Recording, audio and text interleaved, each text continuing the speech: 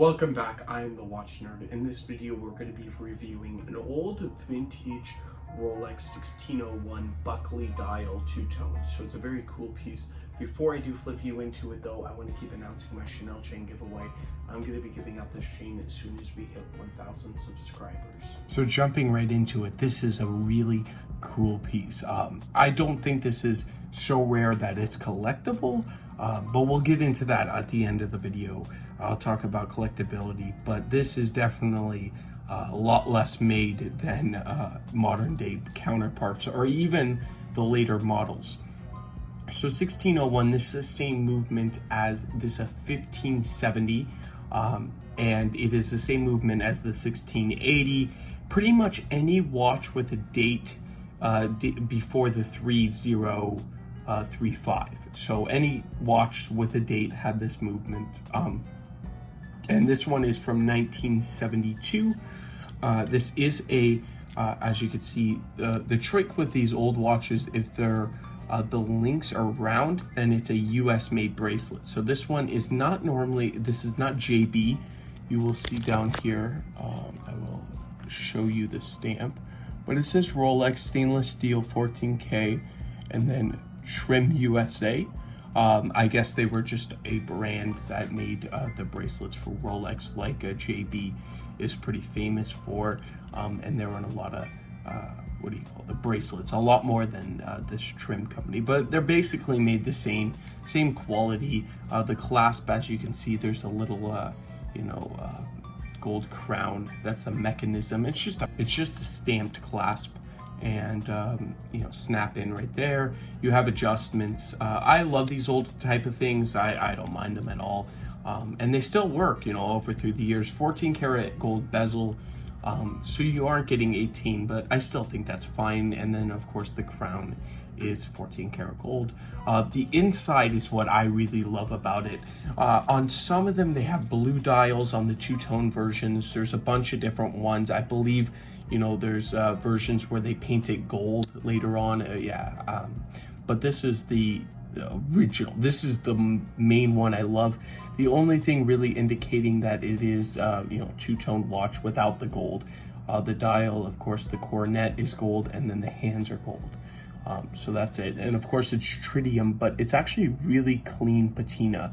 You can see a little bit of custard, but not much at all. So it's pretty cool. And it's if you like a clean one, you find them different ones. There's ones fully cream that are patinaed, and then there's ones like this. This is not really patina. You see it on that minute hand, but not that bad. So the really thing that I always gripe about, and if you have watched other videos on the Datejust, you will know what I always recommend. Never buy the Datejust without the quick set, because it is really a nightmare. You have one setting and you have to go either all the way around to change the date, or just wait for the month to catch up.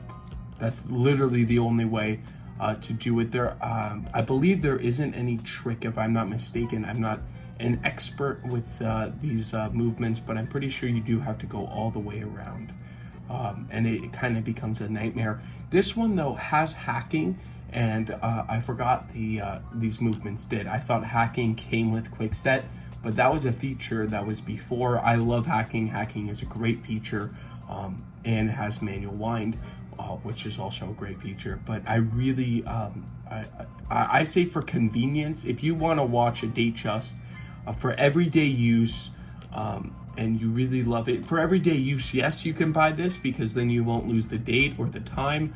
But if you have a rotation, and you like being very quick, you don't want to take 10, 20, 30 minutes setting your watch, right?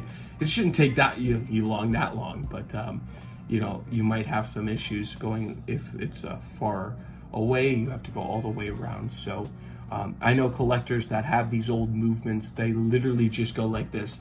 It stopped working and they didn't wear it for 3 days. I'll wear it at the next month. I'll wear it. That's how they do it. They set it down and they just don't wear it. A lot of people do, like if you have one Rolex and you have a couple mid-level brands, and you put the Rolex down, you want to wear a mid-level, and you come back to it and the date's not right, you know, some people just wait out the month and do what you want to do. I did, you know, talk about this a long time, but I think that is such a convenience when they added that in with the 3035, which is probably one of the most instrumental movements in the Rolex history. This has everything though, the Breguet coil in there for, of course, if you hit it, you know, the shock, anti-shock. There is, of course, the full 360 rotor. There's a bunch of stuff in there to make you, it is pretty much a cool modern piece, but you are missing a lot of the anti-magnetic. This is really not anti-magnetic. In 1971, that wasn't the biggest concern because there wasn't that many magnetic fields, unless like TVs and things, but that's would be the top. Yeah, so that leaves it here. I do love this dial though. This is my favorite Datejust dial. In my last video, the California dial is my favorite, but this is my favorite Datejust. So I want to thank you all for watching, and I will catch you in the next one. What do you think about this piece? What do you think about the history with the bracelets and the watch itself? I would love to know, and I would love to hear about it. Thank you, and I'll catch you in the next one.